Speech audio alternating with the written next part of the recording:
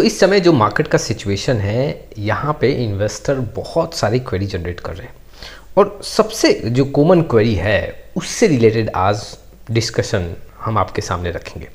देखो, जो सबसे कॉमन क्वेरी है मैं आपको बताता हूँ कि आज के डेट में बहुत सारे इन्वेस्टर हैं जो क्वेरी जनरेट कर रहे हैं कि क्या कुछ जो अभी टाइट सिचुएशन है, जो काफ़ी टफ सिचुएशन है इंडिया और पाकिस्तान के बीच में, क्या मार्केट में गिरावट यहाँ पे हो सकता है और क्या हमें अपने म्यूचुअल फंड से पैसा निकाल लेना चाहिए और फिर मार्केट फिर एक गिरावट में देखने को मिले, एक बॉटम देखे तो फिर हम वहाँ पे पैसा री इन्वेस्ट कर दें, या फिर अभी जो सिचुएशन है इस समय क्या म्यूचुअल फंड को रिडीम कर लेना चाहिए। सारी बातों को लेके हम आज विश्लेषण आपके सामने रखेंगे। चलिए शुरुआत करते हैं, लेकिन उसके पहले mutual fund related complete solution चाहिए तो आप मेरे साथ जुड़ सकते हैं।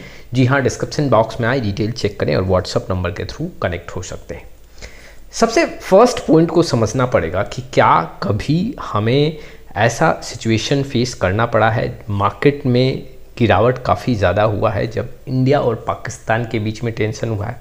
देखो, जितने भी आतंकवादी हमले हुए हैं या फिर जितने भी इंडिया और पाकिस्तान के बीच यहाँ पे वॉर स्टार्ट हुआ है, उस समय मार्केट में बहुत बड़ा गिरावट नहीं देखने को मिला। ऑन द एवरेज जो गिरावट हुआ है वो 2% 3% का गिरावट देखने को मिला है। चलिए मैं एक एग्जांपल के साथ भी आपको समझाने का कोशिश करता हूँ। 1999 में जब कारगिल वॉर यहाँ पे स्टार्ट हुआ था, उस समय मार्केट में जो गिरावट था ऑन द एवरेज जो 5% 7% यहाँ पे गिरावट देखने को मिला था। और ओवरऑल अगर मैं 1999 के ईयर का देखूँ आंकड़ा, तो सेंसेक्स ने 63% का पॉजिटिव रिटर्न दिया था। कारगिल का वॉर स्टार्ट हुआ था, फिर भी वहाँ पे कुछ बहुत बड़ा गिरावट नहीं हुआ।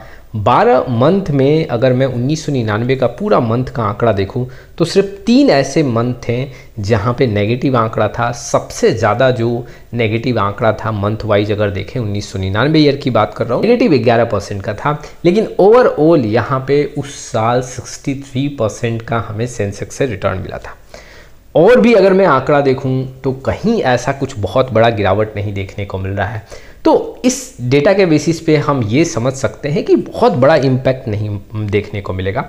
हाँ, ऐसा हो सकता है कि जिस दिन कुछ यहाँ पे डिसीजन इंडिया के साइड से लिया जाए या कुछ अटैक किया जाए तो उस दिन मार्केट में कुछ 1.5-2% का गिरावट देखने को मिले, मैक्सिमम 3% का, इससे ज़्यादा गिरावट नहीं होगा। और गिरावट होता भी है तो वो अगले दिन 2 दिन 3 दिन में आपको रिकवर होता हुआ देखने को मिलेगा। अब दूसरे पॉइंट के थ्रू मैं समझाता हूँ। देखो, जैसा कि आप जानते हो, जब भी किसी 2 कंट्री के बीच में वॉर होता है तो अगर इन दोनों कंट्री के बीच में काफ़ी बड़ा ट्रेड डील है या बहुत बड़ा इकोनॉमी एक रिलेशनशिप है तो उससे दोनों कंट्री पे काफ़ी ज़्यादा इफेक्ट पड़ता है।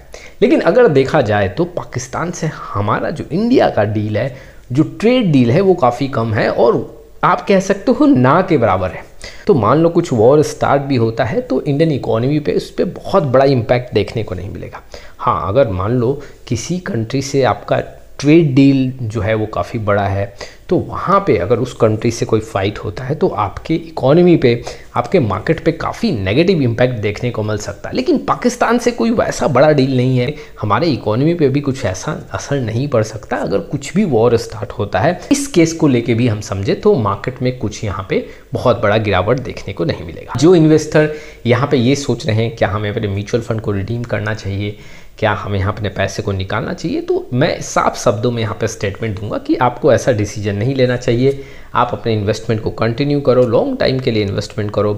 हाँ, अगर कुछ लमसम करना है, जिस दिन कुछ ऐसा 2% 3% का गिरावट हो और इंडिया और पाकिस्तान के बीच में कुछ वॉर देखने को मिले तो आप वहाँ पे डिसीजन ले सकते हो। फिलहाल आपको अपने म्यूचुअल फंड को रिडीम नहीं करना चाहिए। और आई थिंक जो मैंने आपके सामने सोल्यूशन रखा, इससे आप काफ़ी सहमत भी होंगे।